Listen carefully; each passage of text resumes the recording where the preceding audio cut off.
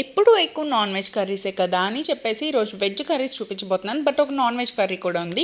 And first అయితే పప్పు చుక్క కూర, ఇది వచ్చేసి పొటాటో ఫ్రై. ఎప్పుడైనా ఈ పొటాటో ఫ్రై వీడియో చేసి చూపిస్తాను, చాలా బాగుంటుంది, ఓల్డ్ స్టైల్ అనమాట. అండ్ నెక్స్ట్ వచ్చేసి చిట్టి అప్పడాలు అండ్ వైట్ కలర్వి ఒడియాలు. ఇవైతే మా రాజమండ్రి నాన్నం పెట్టారనమాట, సూపర్గా పెడతారు.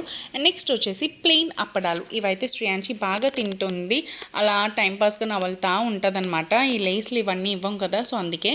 అండ్ ఈరోజు నా ప్లేటర్ వచ్చేసి ఇలా వెజ్తో నింపేసుకున్నాను. సౌత్ ఇండియా భోజనం అండ్ ఆవకాయ పచ్చడి. సో ఇది మా కుమారక్క పెట్టారనమాట, బాగుంది అన్నానని ఆ డబ్బాతో ఇచ్చేసారు నాకు.